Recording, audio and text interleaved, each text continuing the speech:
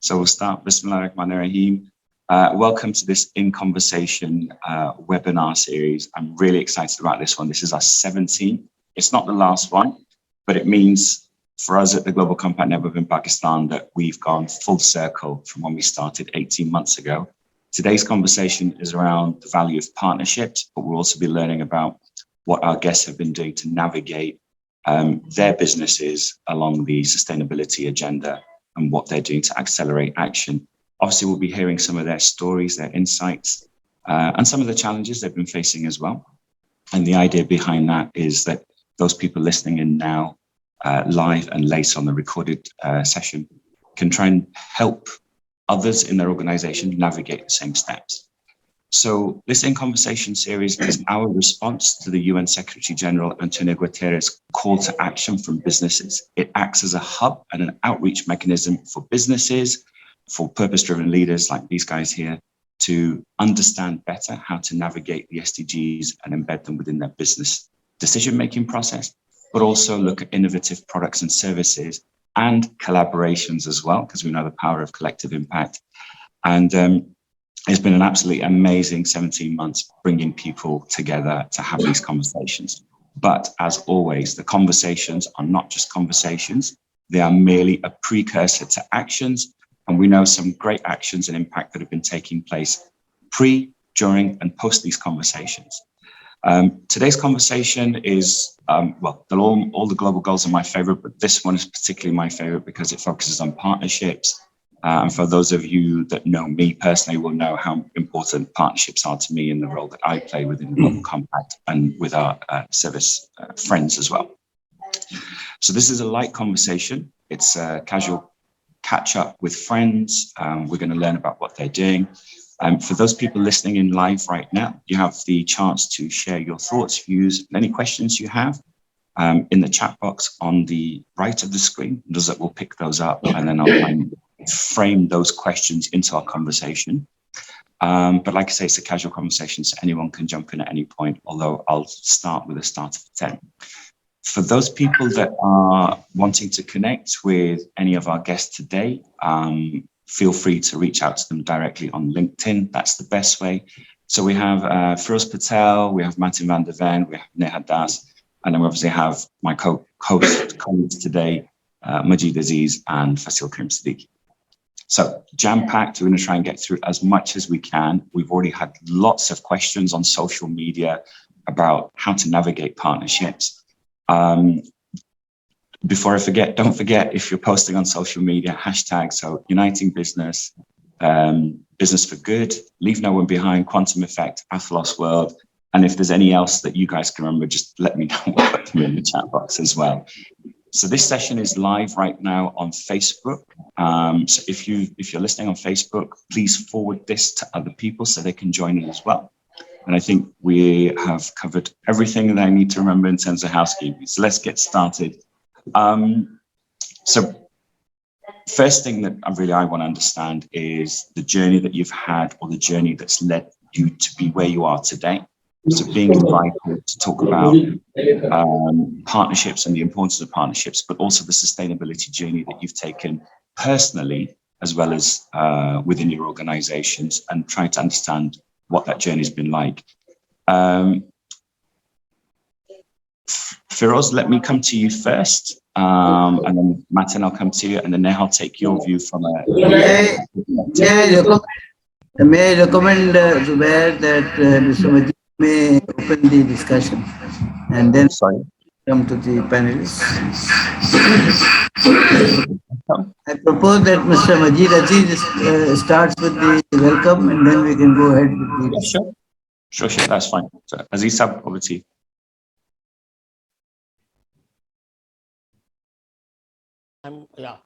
Thank you, Zubair. Thank you, Fasih. Bismillah ar-Rahman ar-Rahim. As President of UNGC it's my distinct privilege to welcome our distinguished panelists, Neha, Martijn, and Firoz. And at the same time, I would like to welcome all those who are participating on Zoom as well as on Facebook. And before I go, I would like to first appreciate the hard work put in by our team, Fasihul Karim Siddiq, Zubair, Nuzat, Maheen, uh, and Zainab, and everyone, because they really put in hard work with the past 1.5 years. And I think, the, although at times, I also suffered Zoom fatigue, but going through 18 months and with this gives an advantage that at least we can touch base virtually, if not physically. But the main advantage is that we get a wider number of guests who can hear the experts, who can interact with them online. And we believe that, that with the corporate strategies, and now I'm talking more of a businessman, and I would like to really bring about my point of view from the perspective of a industrialist and a businessman. And so coming to SDG 17, although as a side, Fasi and I always talk about there should have been 18 rather than 17, because we at the Employees Federation of Pakistan, and during my tenure as president and Fasi as Secretary General, we had given top priority to OSH. So we always say that there should have been 18, with OSH being number 18, not being part of health and well-being, because it encompasses and it focuses on what today's, at least in Pakistan, and I'm sure in other countries too, OSH plays a very, very prominent role. And I just come from the Karachi Port Trust, where we had a big seminar on first aid, and and it was a very detailed seminar, and I was hoping to be here on time, but I was well in time. Now, as I said, I'm a businessman, as an industrialist. In SDGs, I would like to focus a little bit on trade and a bit about finance, because I think that is more dear to my heart, And I believe that trade impacts on all the SDGs, and trade in the global context, especially with what's going on in the world for so many years, and now it is getting more dominant issue, is that it should not be hostage to contentious issues. And I think this is the message I initially want to give. And I believe, excuse me, that the world needs what is, and it is part of the whole context, that the developed countries, the developing countries, the least developing countries, we now need to really seriously focus on trade liberalization, mutually supportive environment, and we, especially for countries like us, how the world can assist in us resolving and our international debt, and also to encourage the macroeconomic policies, environment, development, everything. And even in the 2030 agenda, international trade, and I would like to quote an engine for inclusive economic growth and poverty reduction that contributes to the promotion of SD. And poverty is again very much dependent on the to alleviate poverty and reduce poverty. The SDGs play a very, very important role in it. We really think that now most of the countries should revisit their trade policies. And I think when we are talking about partnerships, then we should talk about economic sanctions. that affect trade and the lives of millions of billions of people. We also have to understand that now is the time that non-tariff trade barriers should be removed also, which we believe that are also impacting negatively on everything that's going on in the world, more so with the least developed and the developed countries. And I think when the United Nations, is the excuse me, the representative body. So when you are trying to implement SDGs, there is a need for a holistic approach that encompasses every facet of any citizen, any human being, because I believe most important is to how the world can provide a quality life to citizens, especially in poverty-stricken countries. The second point I would like to make is finance. Now, finance has become another very, very difficult issue around the world.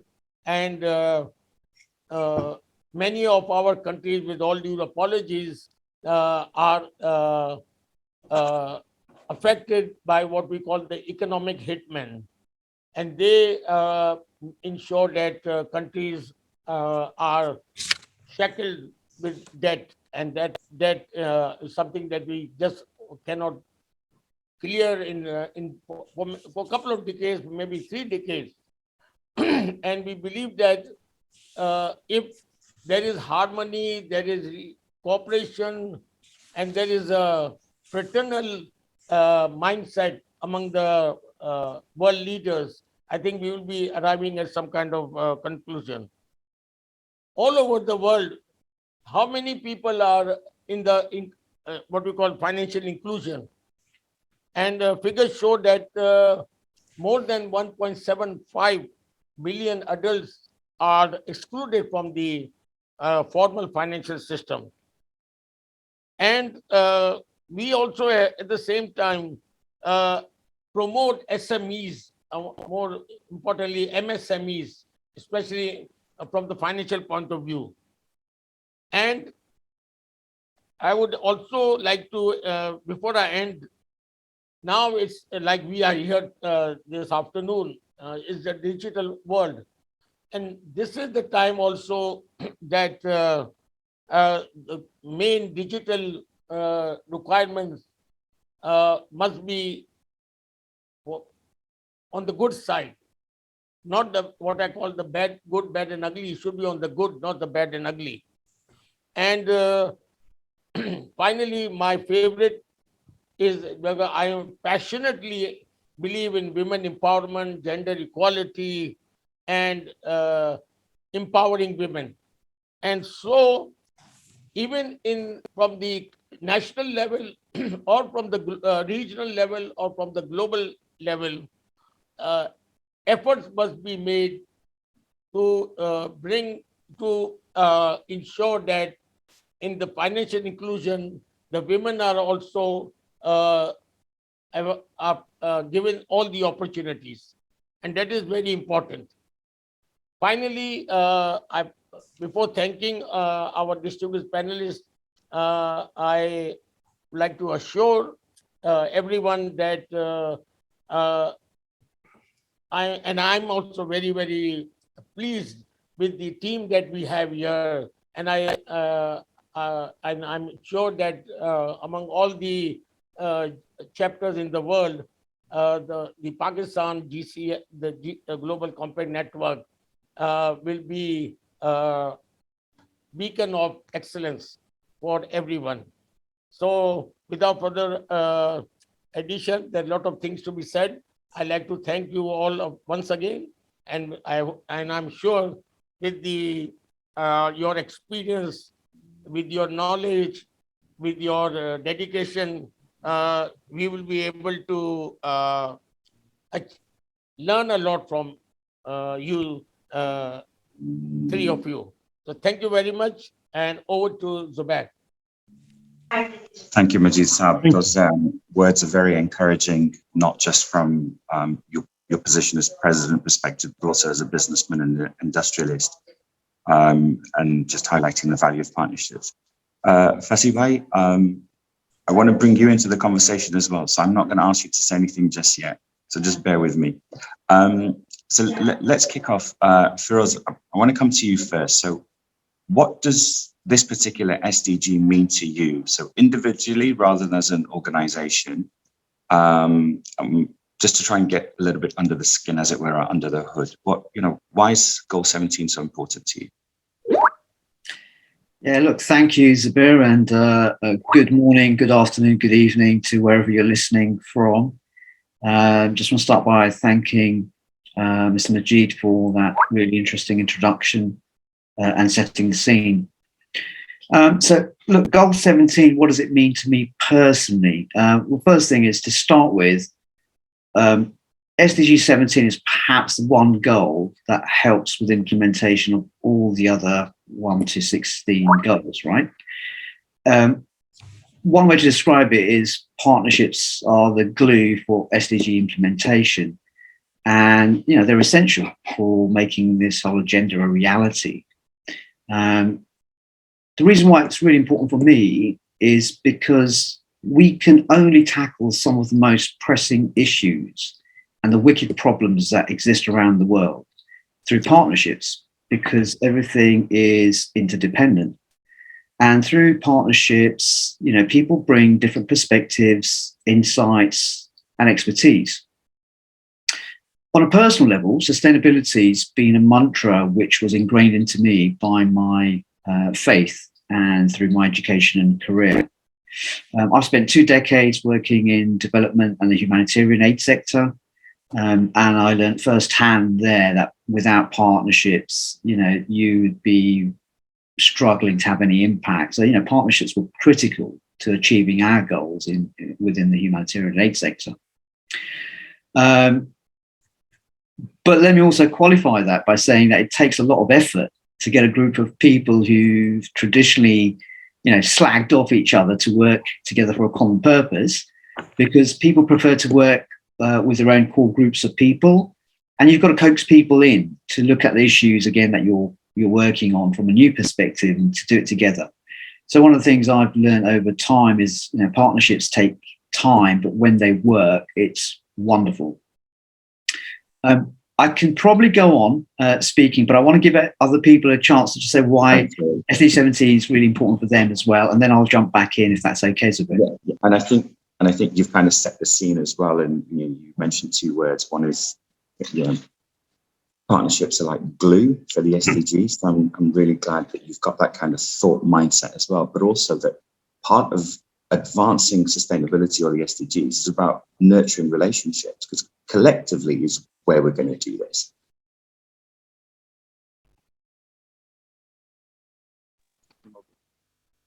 What's been your journey?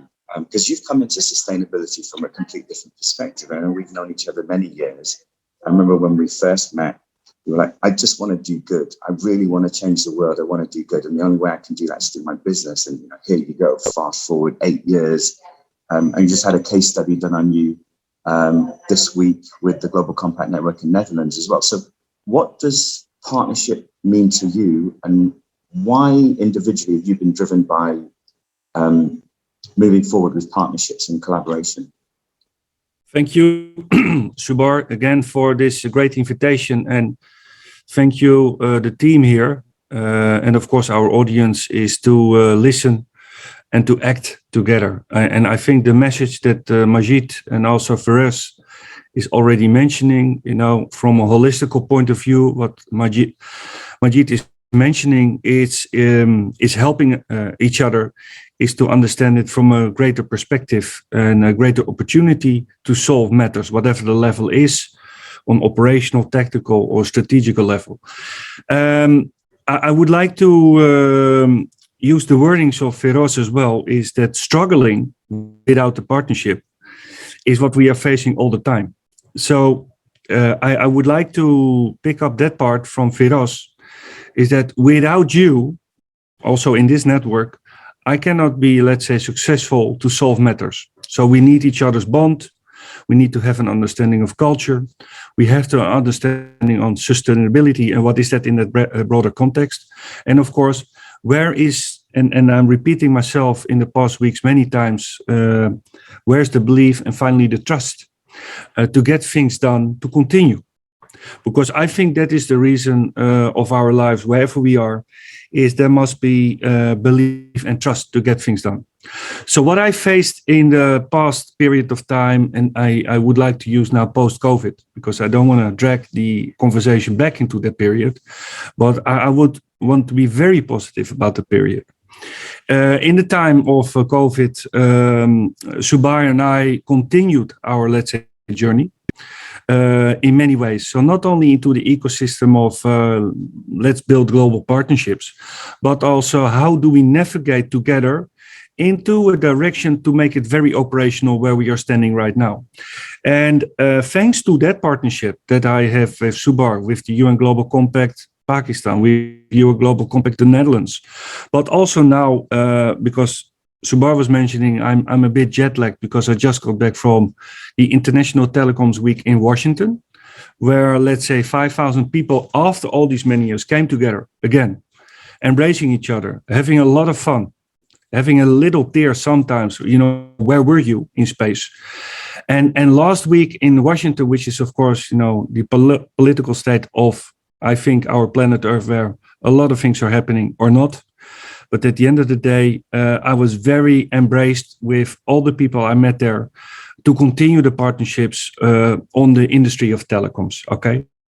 So after that, last week, but also what we have reached in the past 2.5 years is to go into a cooperation thanks to Pakistan alliances to get things done. And I would like to mention one. We are closing a cooperation, for instance, with Checkmate, who is a consultancy office that is, let's say, working for over the bridge from Pakistan to London and now through Amsterdam, is to develop our connectivity platform also in Pakistan on an operational way. And we agreed on a partnership. We agreed on a revenue share, you know, which is very important to get each other on board, to push the same efforts, to push the same output. And we understand what we try to resolve. And again, this is not a commercial conversation, but I would like to bring it back to where I am swamped in today, like Firoz is mentioning, is I would struggle every day if I don't have a partnership like I'm sensing it out to you in this conversation. If I'm not getting the feedback from this conversation that I need your help, and therefore I can support you with, let's say, telecom solutions, partnership programs, and of course communicating about it. And that's I think where it's all about also in that conversation. So impacting through partnerships is, I think, the main driver to resolve matters where over the world. But of course, like Subar is mentioning, practicing walk your talk, practice what you preach is important. I am struggling personally sometimes a lot with my time. You know, where do I have to put my priority? While I think I would like to give every minute of time for a good conversation, because it's important to listen and to act to each other. So thanks to this, by the way, conversation in the past years, we continue within Pakistan. And hopefully we will launch in the next couple of months together with all the operators from Pakistan, but also with the PTA, and also through thanks through the UN Global Compact Pakistan, to become visible with Athalos Global Services. Again, it's not a commercial story. I just want to tell you, we are landing actually in a country that is for me so inspiring, thanks to Subar and his team, which most probably 10 years ago, I didn't know. And I think that's a beautiful part of life that, let's say, what we are doing in a partnership is helping people. That's the first, let's say, section I want to touch in this conversation. Thanks to what I'm listening already. And I would like to take, let's say already a step ahead, is I look forward to continue with you this conversation and meet you, of course, in the beautiful country of Pakistan, hopefully in the next couple of months, to activate our program and look forward to meet you face to face. Thanks, Martijn. And like we said, the conversations don't stop here. They'll continue and carry on many forms and many channels. I think Martijn's touched upon so many things. Now, I want to come across to you and get your perspective with two hats. I want you to be Global Compact, obviously, New York office, and try and help us understand the value that relationships play. So through the partnerships goal in advancing or accelerating or amplifying what the sustainability framework is about and the 10 principles, but also try and get a little bit, because I'm sure no one asks you the question personally. They always see you as the lady from head office. Why is this goal important to you personally as well? And what do you feel strongly about goal 17? Thanks so much, Zubair. So first of all, I just want to say I'm so delighted to be here. I think it's my first event, virtual or otherwise, with the Pakistan Network. And I speak with the team often. I've met all of you so many times, but I never really had the opportunity to be a part of an event. So thanks for inviting me. It's a pleasure. It's an honor. And also it's so heartwarming to see, the attendees speak good things, not just about the team, but the kind of work you want to do, how you as a team with all these participants are trying to make the world a better, inclusive, sustainable place, something that we need to do. It's not a good thing to do. We ought to do it. There's no planet B, right? So it's very interesting and inspiring. And so again, just so happy to be here. Maybe I'll tackle your second question first, because maybe that's not something that I get asked very often. You're right. All of us rely on partnerships. I mean, we cannot function alone in a family, in a community, in a country, in a region, and then globally, we partner with each other to achieve common goals, because there are a lot of common goals. I mean, despite what's sometimes told to us that all of us are very different, at the end of the day, we are very similar with very common objectives of, living peacefully, having the resources for our families, for our communities, progress, environmental sustainability and things like that. What affects Netherlands likely also affects, United States and Pakistan and the rest of Asia. So there's no two thoughts about it, that why it's important. But, Global Compact itself was founded in 2000, right? When the SDGs, the Millennium Development Goals, if we recall, were in place. And yes, public-private partnership used to happen at that time, but the SDGs were largely supposed to be goals that states delivered on, countries and governments would deliver on. When the SDGs came in 2015, so 15 years later than when we were founded, and we also always used to work with companies, right? We always work with businesses. We are a business sustainability UN initiative. We had all our counterparts in the UN, very importantly, delivering on the SDGs, engaging with the states, engaging with the governments. And we felt like we were this, for the lack of a better word, stepchild operating in a corner, maybe not having that much role to play on the global stage.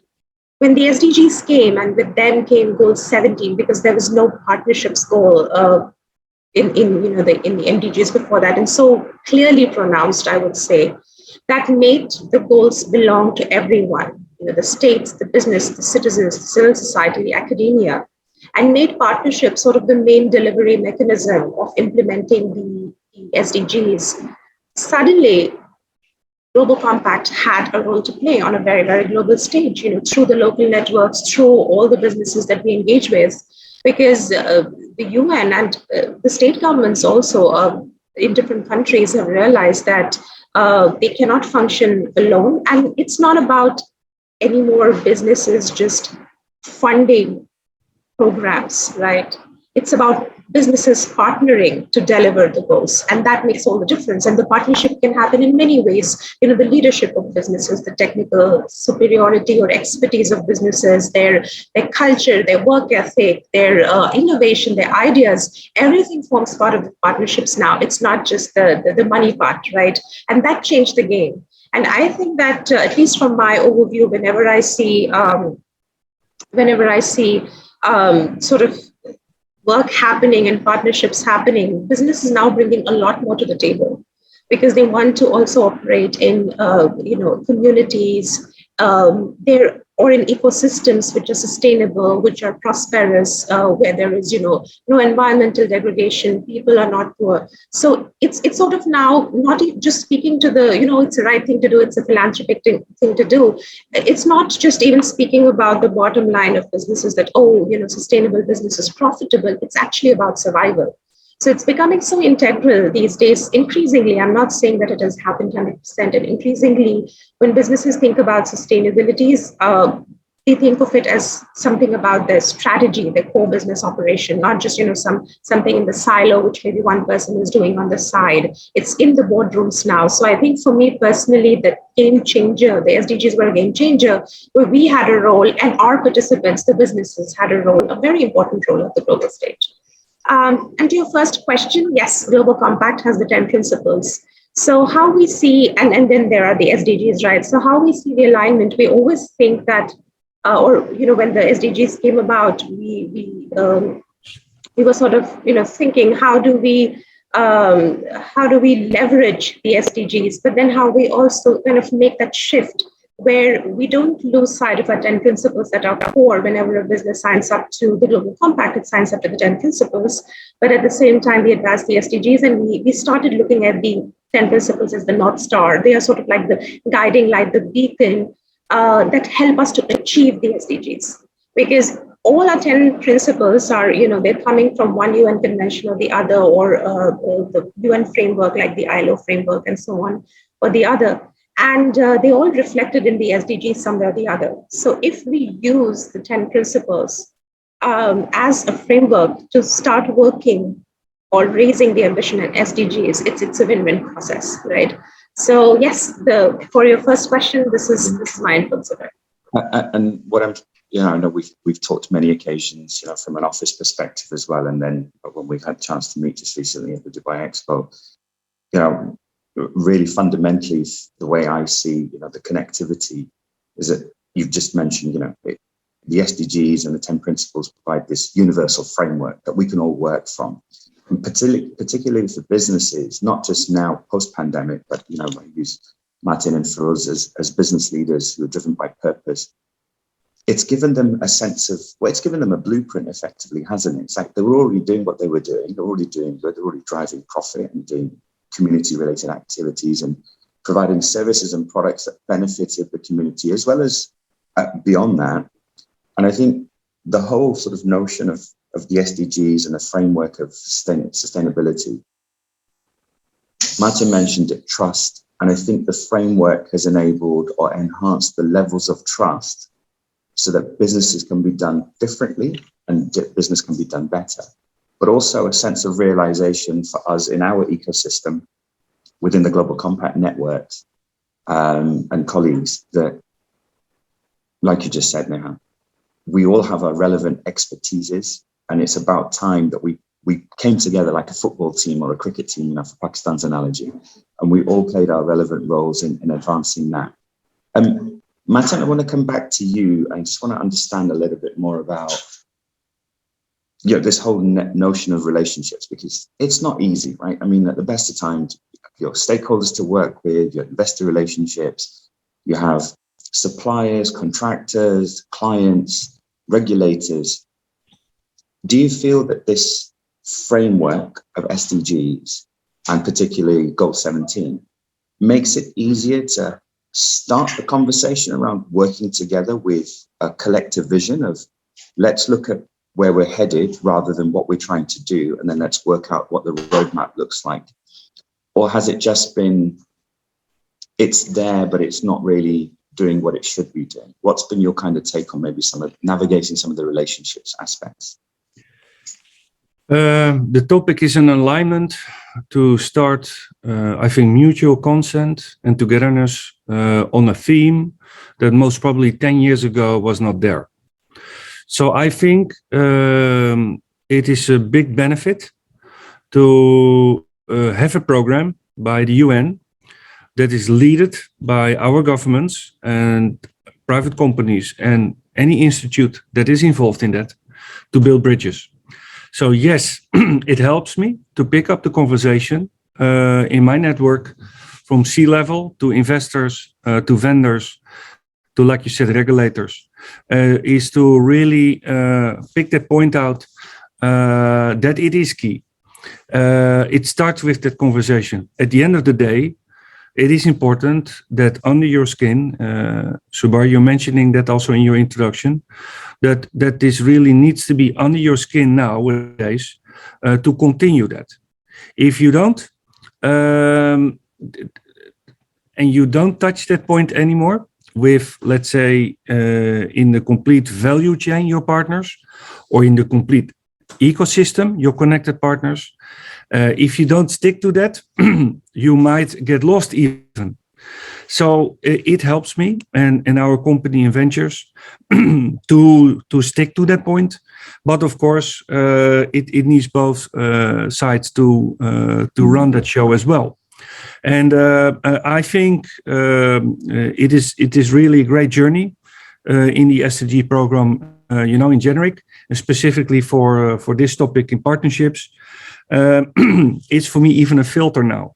If I'm not touching that with my global vendors or regulators, distributors or trusted partners, it is not even part finally of my own development of the company, its vision, its mission, and its execution. So it helped me as well to make decisions specific based on this program. And of course, every day I'm learning. Every day we need each other. This is what we are mentioning also in this conversation. And I'm hearing that echoing from all the participants. But at the end of the day, continue the frequency, to use that word specifically.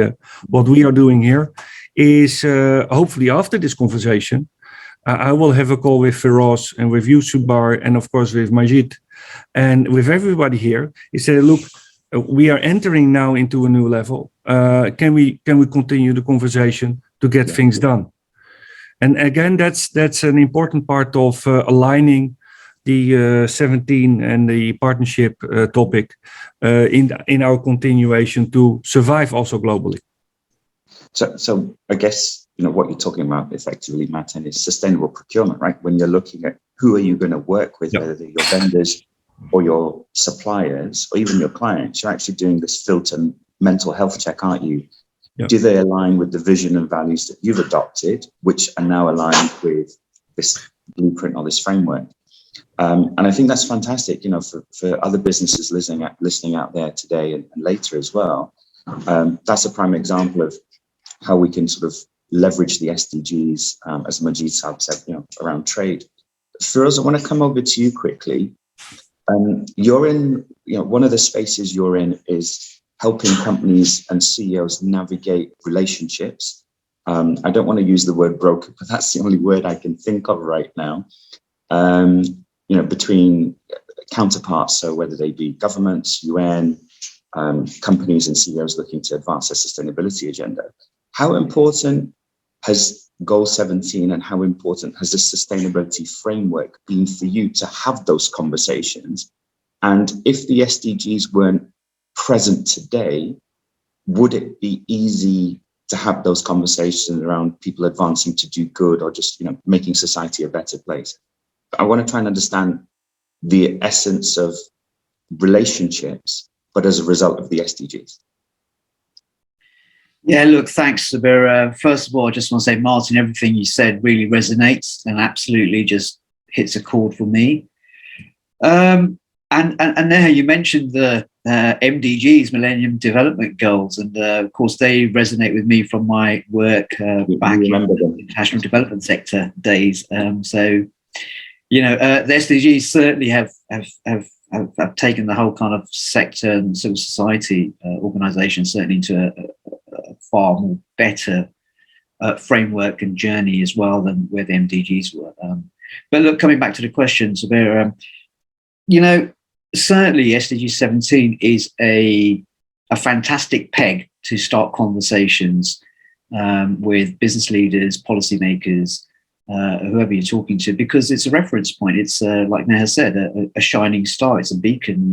You kind of look towards that and you think, well, okay, how are we going to resolve some of the big, hairy issues that exist in the world without working together because of the interdependencies we have? From a business perspective, I can share a story with you, or maybe a story, but it's an example. Not so long ago in Pakistan, we were invited to work with through UNICEF to actually address the issue of polio and polio eradication. So it's been an issue in Pakistan for many years. It's probably one of 2 or 3 countries where there's still live polio existing. And the challenge was actually engaging with the private sector. So how do you get reach to hard to reach areas? And actually what private sector does, it allows you that through their supply chain, the reach, the marketing expertise that they have, their brands and products, which can actually really go to places where government can't reach or civil society can't reach. And part of our role actually stepping into this, a challenge was a lack of private sector engagement with policymakers. Just didn't really know. They didn't speak the same language.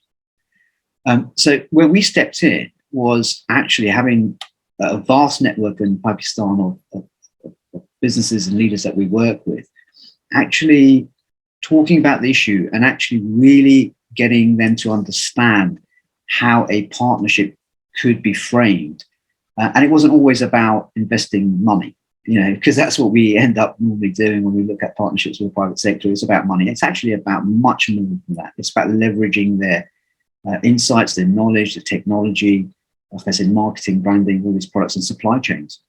And it was a really interesting partnership. I mean, to be honest, in a very short period of time, we were able to hold numerous roundtables, bring numerous CEOs from businesses and companies together to make, to make pledges and actually take the program forward.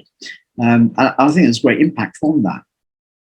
But one of the things I've actually also learned along the way over years is the challenges that we can overcome when we talk about partnerships. And, partnership working has a lot of ups and downs, The first thing is you need to have the right approach, right? When you're trying to form a partnership. And sometimes you might be actually working outside of your circle of influence. Because, I'm a CEO in a big NGO, etc. That's where my circle of influence is within that particular ecosystem. But I might, if I want to just step out of that circle of influence and go and actually try and work on a project or maybe a big issue where I'm no longer the CEO, I don't have influence, it presents its own challenges as a leader. So stepping out of your circle of influence is really unnerving and takes a huge amount of courage and humility and self-belief and independence of thought and actions that you need to kind of really stick to. But also the most important thing is your passion and resonance, right? That needs to come through. Also, I think in partnership, you need to have huge amounts of cultural intelligence and emotional intelligence. And I think people sometimes really forget that, particularly, if you're working in less developed countries, the LDCs, there's a huge amount of, if you like, tone deafness or not really understanding the culture of how business is done in those countries. There's a great book I read some time ago. I can't remember the author's name, but it was called 3 Cups of Tea. You may have read it. It was about an NGO worker who went to Afghanistan. And one of the things he learned when he was working and traveling through the Northwest frontier and through Peshawar was that no conversation will start until after you've had 3 cups of tea. So they're the pleasantries you need to go through, right? And it was a great book anyway. So again, I digress. But look, cultural and emotional intelligence is really important, and trying to break down the silos that exist when you're working in partnership, right? So people come to an issue or problem with their own agendas. How do you break down those silos and their agendas, what they have? And that's tough. That's a tough gig, right? Because everyone wants something out of it. And the other thing, I suppose, ultimately is owning problems. When you work in partnership, there are always going to be problems and issues that come up, teething problems, or, kind of personality clashes, problems with agendas, etc. So, the key thing there is owning your own problems and not making them everyone else's. Own your problem when you work in partnership. But look, the most important thing I'd say is ultimately it's all about people. So it's about building relationships. And that's what it really, if you take everything away, that's what it comes down to: human relationships and building relationships based on trust. Thanks, Firoz. And you've sort of alluded to a number of points there. And I've just had to move location because I've got some noise from just around where I was before. Neha, Martijn and Firoz both have mentioned that through partnerships and obviously the SDGs, and using that as a framework analogy, you get to innovate, but also navigate business and the direction that we're all working together towards 2030. But there's also financial uplift with partnerships, and I think they've been very humble about not mentioning that. And what I mean by that is that companies through partnerships don't necessarily have to spend the same amount of money on actual resources, right? Because you're getting expertise and you're all aligned and consensually moving towards a particular outcome. And that may be different for both parties or several parties. Do you think from a GCN perspective and within our member network that enough business leaders see that value? Or am I just being naive that they already see that value, but it's just not being talked about? Because I don't hear that in conversations. Everyone talks about doing good and the value of partnerships, which is absolutely fantastic. But there's also that financial uplift as well. So just what's your take on that? And then we'll do maybe a round as well. Yeah, no, that's a very interesting question. And likely the business analysts here have more of an insight in terms of, the kind of partnerships they get approached to work on by UN and the civil society and other peers as well. I think it varies. Asia Pacific region still has to catch up, because I think just for very historical reasons, for a lot of our countries, we are still at that sort of learning and raising awareness stage where businesses are trying to understand what's the value of engaging with other peers on the platform of the UN or Global Compact networks. And the networks and the UN is figuring a way of how to effectively work with businesses without the bureaucracy, without the red tape and things that just are a part of the UN. And I know I can proudly say that the Global Compact at least does away with a lot of those bureaucratic, maneuverings, but it's prevalent within the UN system. So for a lot of the engagement opportunities, we're still trying to understand the value proposition. But where the value proposition has been created, that yes, it's a financial uplift, the businesses get a chance to actually engage with communities directly to see where the gaps are, why they are not thriving in a sustainable ecosystem, right? And the other partners are getting the opportunity to utilize the expertise of the business, the innovation. Two things that I see emerging very clearly are scale and impact, right? So if let's say there is one business or a couple of businesses engaging in sort of like a partnership for any program, if it's an education focused program, you talked about polio eradication, and I come from a country which also had a polio problem, and it could only sort of get eradicated officially because then the businesses stepped in to help, right? So scaling cannot be done just by sort of state actors alone. Businesses can scale because, one of my former bosses used to say that the US government doesn't have embassy in as many countries as Coca-Cola has distributors and franchisees and so on, right? So the reach of Coca-Cola as a company is far more than such a huge country in the world, right? So scalability, I think, is coming across as a very important factor in Asia region, because I have an overview of that. There are companies that operate regionally.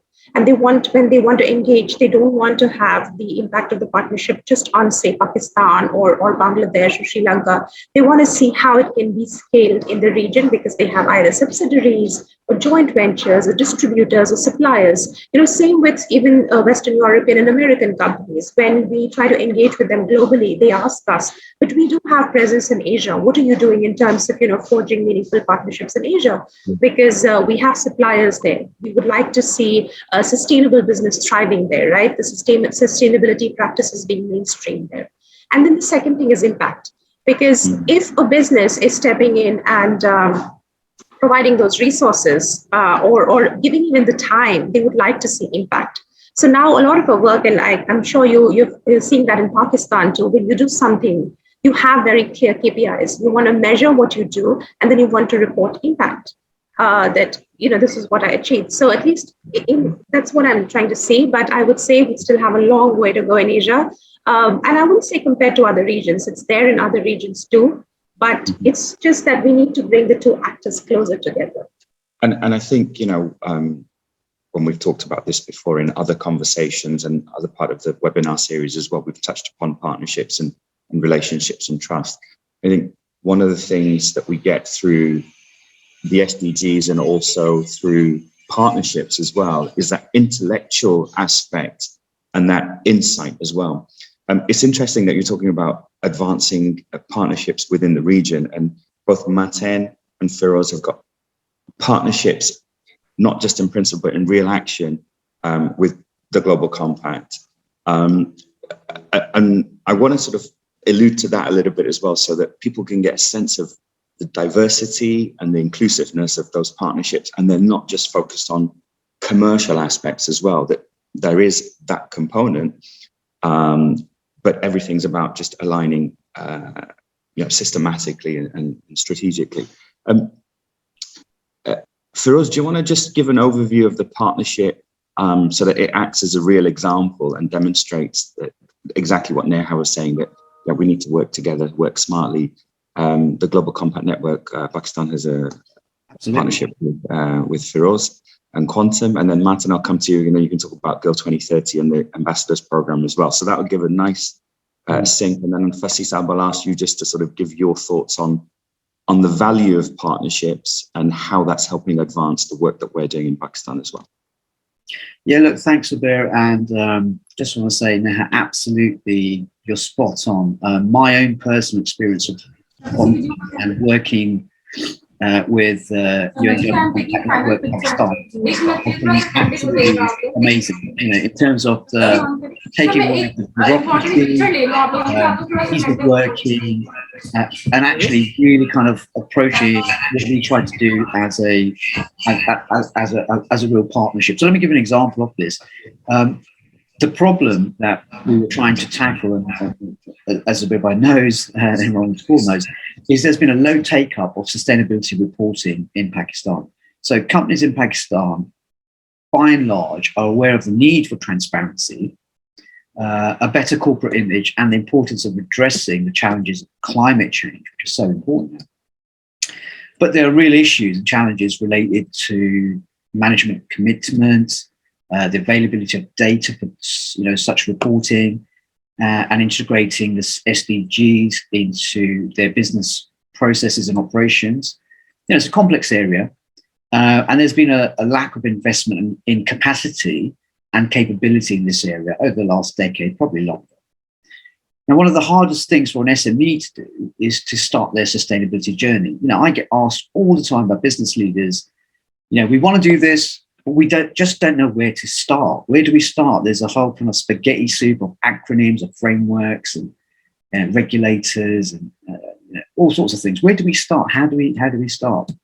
But what they find is once they actually begin their journey, once they begin with a baseline assessment, then the other jigsaw puzzles slowly start to fall in place.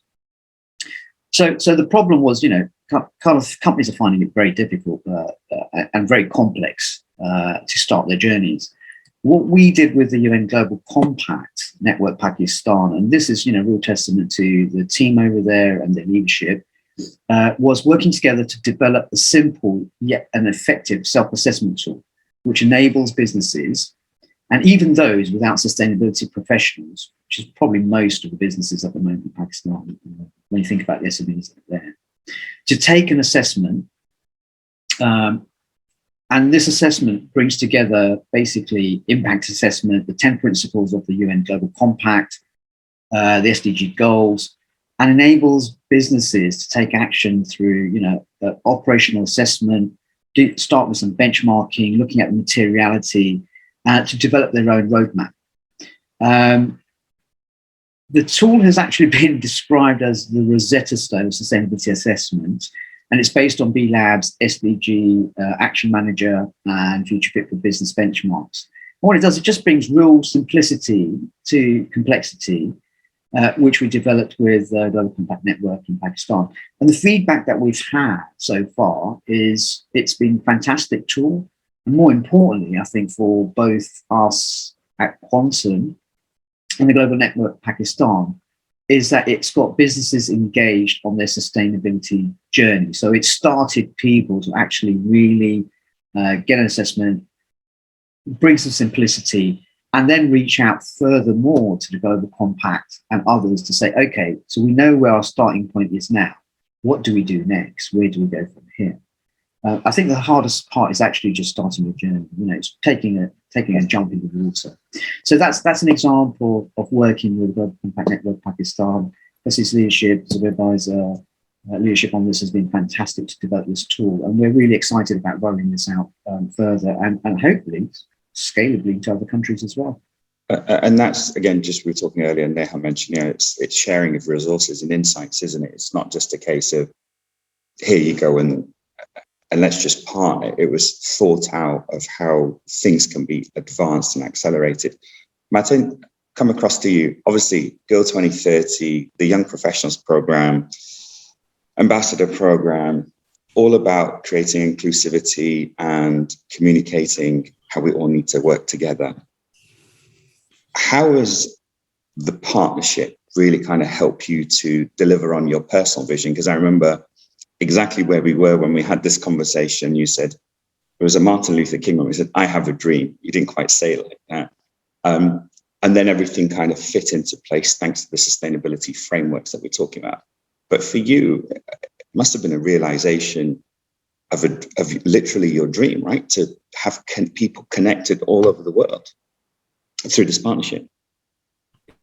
Is and again, it's spot on what is Firoz is also mentioning, and I think we're all together in this in the same. It's all about humanity. So humanizing for us the digital world in let's say in space, whatever you call that, it's all about human interaction, and technology can help in that, but it's not the other way around. So if we look at, let's say, the development over the past 3 years, like Subar is mentioning, Girl 2030, which we embrace with such a beautiful team from London as well. And I would like to drop a name of Ikra. I have to be honest, Subar, it's your daughter, is so much highly involved. And I'm very proud to that, because this is how you would like to educate your kids. This is how you would like to involve them. This is where it all starts in life, is to the nearest people to you, is to connect them the most intense. And I think thanks to you as well in the Girl 2030, it gave me a highlight to put spot on time for that, building a surrounding for that. So you only have to facilitate young people, and of course these are not only nerds, no, these are the people who has new innovations, new ideas, and new ways how to communicate. And as well as the Global Ambassador Program, Subar, what we have developed together already since many years ago, it's never ending, and it keeps the continuation on the ambassadorships that we have to all of each other. So there's a reciprocity in between that delivers us. And I would like to add another theme, because we went also a step further within our company, and we call it now Athalos.academy. And this is a, let's call it university ecosystem that we are now connected, because it is hard to get very talented people and to filter them very, in a young age, and to give them the responsibility so they tell you how I should lead the business. And I'm very happy when I'm looking now into our office. We attracted 2 talents out of a Master Challenge program, which is an ecosystem of 5 universities. And we have built an academy around that, is to continue the inclusivity in many ways, to build the balance in many ways, and to open sectors that we didn't saw so far, to build a partnership again. And that helps me in the ecosystem, let's call it of the Athalos ecosystem, because this is the surrounding where I'm standing for, that it's not only technology driven, it's not only purpose driven, it is human driven leadership that makes a difference to get things done. And I'm very proud, again, I want to share that with you, is that we are here also sitting around to discuss that. And because we all are thinking leaders, we are able to communicate what we see, what we think, and what we can do. And if I don't have the time for this conversation today, I'm missing a lot. So for Athalos Girl 2030 Global Ambassador Program and Athalos.academy, it was not 5 years before. It was there in our census, but it now actually became an infrastructure. So that was helping me in the SDG program as well, United Global Compact, the Netherlands, cooperation now with Pakistan. We are entering both markets, and we understand each other much more better. That's I want to share in this conversation. Thank you. No, thank you, Martijn. And I think it just highlights exactly that there's a springboard mechanism, both using the sustainability framework, but also Goal 17. And for people, for our colleagues around the globe in network offices and our colleagues in New York as well, this is paramount if we're to advance, like you mentioned, human engagement. I mean, it's not just about technology, and it's not just about doing good and doing things the right way. This notion of shared value and collective impact is what's coming through. And for both Firoz and Martijn as purpose-driven leaders, we want to thank you for the journey that you've taken. Thank you for sharing your insights and trusting us enough to collaborate with us, but also inspiring us as well and giving us platforms so we can leverage as well. So I know we're already leveraging both SDG and Girl 2030 and the Ambassadors Program to bring, well, actually find more people and bring on more people that can advocate for us and advocate for the SDGs. Now, I'm conscious we're coming towards the end of our time. I've got one kind of final part to talk about, which I'll do in a moment, but I want to just move over to Fasihul and let him give sort of moments of reflection on our conversation today, but also on the value of partnerships. And obviously both of you have got partnerships with the Pakistan office as well. Fasihul, over to you.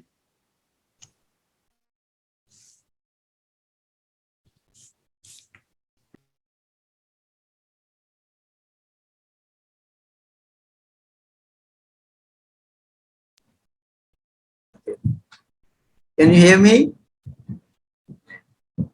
Thank you. I think it has been a wonderful conversation today, and there has been a lot of learning. And before I say a few things as to what the network is doing to promote partnership, I would like to compliment Martijn and Firoz for their comments and for their show of confidence on the local networks and their ability and capacity to facilitate the initiatives which you want to take in Pakistan. And I want to assure you from the Global Compact Network floor that the Network Pakistan is ready to facilitate any venture and any initiative which you want to take in Pakistan for the growth of business, for the growth of inclusive, responsible business financing, and for that matter, even the support that we need in terms of technology and capacity building. Now, I must tell the SDG 17 is the most formidable tool which the local network itself has used to promote its activities. A few initiatives that we have taken was and is the formation of SDG champion clubs, in which we have involved corporate which are working on SDGs to form a sort of umbrella organization where they can exchange their best practices, align their strategies with the SDGs, and try to exchange and learn from each other's best practices. We are also currently engaged in collective action against corrupt practices in marine industry in collaboration with the with MSCN and Marine Anti-Corruption Network based in Geneva. And we are trying to mobilize the shipping industry, the custom agents, the government, the Ministry of Maritime Affairs, and this is going to be a great partnership of demonstrating as to how a collective action can be created to combat a very big issue in this country, which is corruption, and it can add to the financial viability, but more effectively than any other action. The very fact that the business enterprises which are engaged in SDGs are resorting to private-public partnership and to B2B partnerships is yet another demonstration of how partnerships could promote and have been promoting SDGs implementation in Pakistan. The very in conversation webinars which we have been held, and today is the last of the series in terms of SDGs. We have been able to mobilize about 30 business enterprises and about 60 professional practitioners in SDGs only in this webinar in the last 17 months. And I think we are going to develop them into a community of practice and give them some sort of an institutionalized character so that these efforts which have been made by Zubair and my GCNP team in Pakistan does not go unsupported in the future time to come. And in fact, it is the beginning of some new initiative that we are going to take. Surely next month, the month of June is going to be the month of our mega event when we are holding the SDG Leaders Summit and our annual general meeting. I'm sorry, Neha, you are not able to make it to Pakistan, but surely this is going to be hopefully with Zubair and my team participating in it. And from the month of July, we are going to start the next series of conversation on the 10 principles of United Nations Global Compact. One principle each month. What are companies doing? How has it helped them to develop a platform of sustainability? How has it helped them to develop a new approach to developing a work culture in which the principles of Global Compact are embedded into the work culture of an organization? That will again be a very interesting series of developing partnerships in implementing UNGC principles. So I think we are on the right path. We need your guidance. We need your constant patronage, and we need some sort of a roadmap which we should be able to ultimately should lead to some better results. I'm sure of one thing, and that's the last point I want to make. Unlike the Millennium Development Goals, which could not meet its desired result, there is one thing for sure. The 2030s SDG culmination is going to prove one point, that if business is involved, if the private sector is involved in actions like SDGs, the government feel more comfortable and more favored and more supported in achieving their targets. And that is possibly what the Secretary General of the United Nations means when he says that in this decade of action, we have to prove that particularly the United Nations Global Compact is capable of building a capacity globally for business, do business in partnership in a manner that it can make a difference in the lives of people. Thank you, Fasihul. I'll just echo some of the points that he said, or touch upon rather. Fasih mentioned about this being the last in season 1 of our In Conversation series. We're going to start again back in September with season 2 of the In Conversation, back with Global Goal 1. We've already got an action-packed lineup of speakers. And then from June, we're going to start, from July, we're going to start our 10 principles conversations that will run in parallel. We've also launched our My 2030 podcast. So if you are a business leader who wants to talk about your journey towards 2030, you're listening in live right now or later, or for our guests here as well, you know people, please let us know and we'll invite them into that podcast, which will be uploaded to Spotify. We also have the Leader Summit. Yes, Fasih mentioned, both in New York and in Pakistan. So the Leader Summit, hosted with Neha's team, is on the 1st and 2nd of June in New York. It's a virtual event, so please inquire, find out more details about joining and participating in that. And then we have the live in-person but hybrid event in Pakistan now on the 14th of June. Both Athalos and Quantum will be featuring in that as well. So please do reach out to us to find out more details about your involvement in that. And what else was I going to say about that? Oh, both Martijn and Firoz also are jury members on Living the Global Compact Values annual awards as well. We've got an action-packed July. We've also got our roadshows in Lahore, Islamabad, and Karachi, ISDG roadshows that are an opportunity for businesses to take their first journey towards Goal 17, and also their first step on sustainability. It's been an absolute pleasure today. I think we can talk for a lot more, but I'm conscious that people have got to get on and do other things as well. So I'm going to leave the invitation open, as always, to all of you to come back and have further conversations through our podcast, through our webinars, in person, wherever or whatever it takes to continue the conversation. And of course, the conversation does not stop here. We will continue through social media, LinkedIn, etc., to carry on the conversations. There have been tons and tons of messages coming on the chat box that Najat is throwing towards me. I think we've tried to sort of accommodate most of that conversation, but if we haven't, then we will try and do that over the course of the next couple of weeks.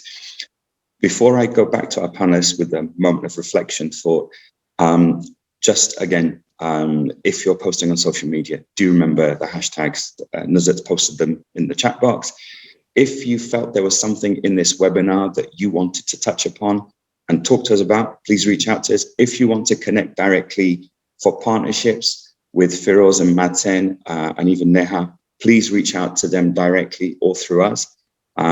As they said, they're open for business, but open for partnerships that do good. Right, my final point really is a moment of reflection. I always like to ask this at the end of a conversation that I have, whether in person or online, is I want you to take a pause for a moment.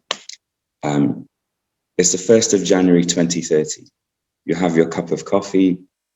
You could be overlooking balcony, perfect view of the ocean. You're at home with family and friends. You're at work, or you're someone else just taking in the scenery. What does your 1st of January 2030 look like? Firoz, I'm going to come to you first, Martijn then, and then Neha, and then Majyd and Fasihul. Firoz, what's your 2030 looking like? And where will you be? I don't know. it's probably the answer. Aspirationally, I hope I wake up on the 1st of January 2030 with, with my family, loved ones around me, and a world which is in a much better place than it is today. Okay. And what does that mean for me? People, are not struggling to feed themselves. We live in a world with plenty, and people don't have enough. So hopefully we can kind of eradicate some of these big issues like hunger, sanitation, water. All of these things no longer exist. I mean, it's maybe utopia, but I like utopia. I'm an optimist, so that's my 2030. I hope. We've got 7.5 years to achieve the SDGs, right? And I think we've started to accelerate action this year more than ever. So, yeah, why not? Martijn, what does your 1st of January look like? And what coffee will you be drinking? That's what I'm keen to know. Mute. Martijn, you're on mute. I didn't catch that. My apologies. Of course, I want to taste your alchemy coffee. So you get that one back. I'm still trying to find a bag in Holland, but that's another subject. Coffee is sharing, and that's the bridge. I think, it's a very important question you're asking. And Firoz is, to be honest, lowering already the grass in front of me. It is about your family, to have them near you, to have your beloved ones, that they're safe and sound and you take care of them. That's I think the most gracious thing in life. First of all, it's hopefully in health and care. Second is to stay with each other in a harmony, with less complexity in the world. I agree with Firoz. We are living in a complex world where egos and misunderstandings are facing big, let's say, problems. And I hope in this team here, we have a coffee on that 1st of January. And we will say to each other, yeah, we had that conversation, but we improved our cooperation. And this is the hand that I would like to touch from everybody here in this, let's say, inner circle. But in the holistical point of view, it's all about togetherness. It's all about humanity. And as long as we stay in contact with each other, if we have a better understanding of each other, and there is less pain, and that's at least what I would like to agree with you to have on that conversation on 1st of January 2030. And I look forward for that moment. Thank you, Martijn. Neha, what's your 1st of January? Yeah, I mean, on a lighter note, I will wake up on 1st January and think I've already been to Pakistan twice. Okay. On the invitation of Mr. Siddiq, and that's in 2030, I'll be making my 3rd trip. So that's definitely a thought that would cross my mind. But on a more serious note, I work in the development sector, and Firoz, I love your optimism, but I'm a realist, and I know that we are not on track to achieve the global goals. We are, in fact, the pandemic pushed us more behind. But if my 1st January is, when I wake up, I hope that I'm not attending an event or a meeting or a webinar where I still have to convince, companies or state actors why working on climate change is important, why partnerships is important, why tackling poverty is important, why giving equal pay to women is important. If I don't have to still make the case, and people are working towards it, even if we haven't achieved the goal, but we are working towards it because it's sort of mainstream, it's socialized, it's embedded in the way we think, we operate in our daily lives, in our work. I would think that's a huge achievement, and that would lead us to achieve these goals. If not in 2030, then soon, right?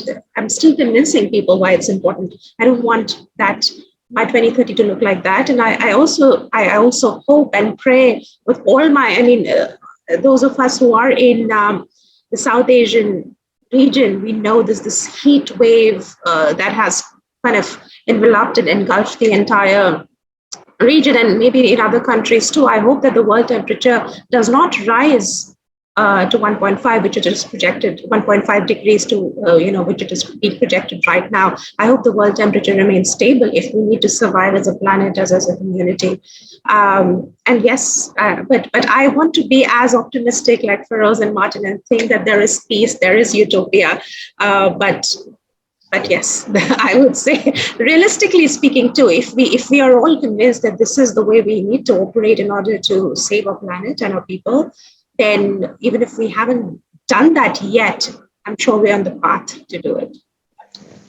Thanks, Neha. Majyd Sab, what does your... Thank you, Zubair. Before I say what will happen on the 1st of January, and before you cut me off, I would like to thank all our 3 distinguished panelists. I mean, it's a fantastic event, and everyone really spoke from the heart, and that I think is very important, and it's always a motivation and learning experience. So on 1st January 2030, I will be in my 8th decade. I'll be around 80 years old. So I think by the time I would have done what I wanted to do in life. But my main concern now, I will just 4 sections. One is the family. I would want my grandsons to have a better world to live in than what it is today. On the national level, so many issues we have, and I hope that for the last 40 years, I've been talking as a head of many business organizations that we have an issue with electricity, gas, power, certain kinds of taxes. So the LAG should be hopefully finished by the time we reach 2030. And the third point is that in the regional, I'm a big proponent of regional relationship. And when Neha mentioned that she been to Pakistan, everything, I've been there too quite a few times to speak at various think tanks. But what I would like is that I take my car and I drive into Mumbai or New Delhi rather than flying in the airlines. And on the global level, I think there is a need in the future for liberalization, that why should there be visas and why should there be restrictions? Make it a one world, when we are talking about one world. That's what I would really want. And as Fasih also mentioned, the role of private sector is very, very important.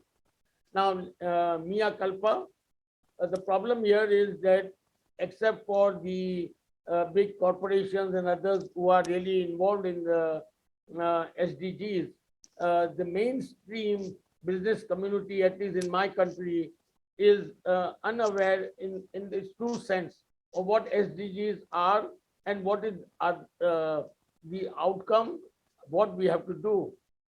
My only issue is that our government wakes up at the last moment. We have been trying to do advocacy and lobbying with the government, and at the same time, because Martijn is here, Firoz is also in London, you are in there. The GSP Plus issue, for example, which the European Union has given the status, it's going to be renewed, hopefully.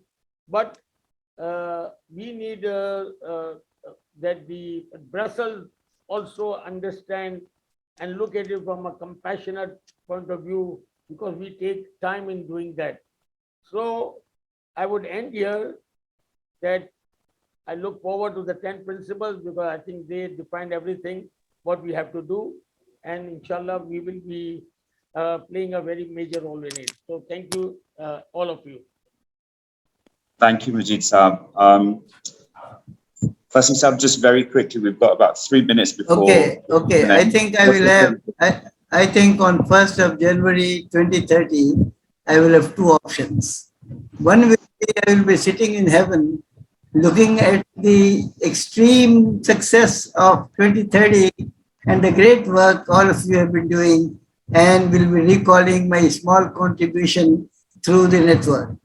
If I am in this world, hopefully, I think I'll be working with the United Nations to develop the SDG flight of the world 2050, because 2030 is going to be the forerunner of a great generational transformation in this world. And inshallah, in the seats of United Nations General Assembly, along with the head of the state, the chief of Global Compact Network, and the business leaders will be sitting side by side. That's how I foresee. Thank you very much. Excellent. So as we say in Urdu, Zabardast. I want to thank all of our guests today, Martijn, Neha, Majyd Saab, Fasihul Saab, and Firoz, obviously. Thank you so much for your time, for being open and honest with your journey as well. That's very important as we inspire other people and use this platform as a springboard and as a catalyst for others to sort of start or accelerate their SDGs journey. We'll invite you back again, like you said, without saying, for me, it's been an absolute pleasure just listening to you. I mean, I would have liked to have had longer to have this conversation, but like I say, we'll come back. Thank you for sharing your vision of 2030. And when we chat next, I'll share what my 2030 looks like as well. Thank you so much again for everyone listening in live and later on online. Don't forget the hashtags, Athalos World, Uniting Business, Leave No One Behind, Quantum Effect, and Doing Business for Good. And I think there's one more, but we can post that later. Thank you for your comments. We'll be back next month, live in Pakistan, inshallah, all being well, for the Sustainability SDG Summit. We'll be doing a couple of more of these sessions there as well. We've got the SDGs roadshows, and we've got tons of more stuff as well to engage and create momentum as well. And Zubair, before you close, I think the last word is that the success of our SDG conversation depends largely, the credit for it goes to two people. One is Nusrat, the Secretary General of the network, and second is Dr. Zubair. And I think this must continue, and I'm sure we are going to work together in excelling in many other initiatives which we are going to take through the network. Thank you all for your wonderful participation and attachment forward. Continuing. Thank you. Thank you. So I think someone's going to take a picture of a screenshot. So I don't know, whatever crazy pose you want to do, and then that's going to get posted on the Global Network New York site. So big happy smiley face. No, Nuzat, I think you're taking the picture, right? Jazakallah. Thank you, guys. Yes, I'm taking the picture. Just 1 minute. Can I have a victory sign? I don't a victory sign. Okay, thank you so much. Thank you. Thank you. Allah Hafiz.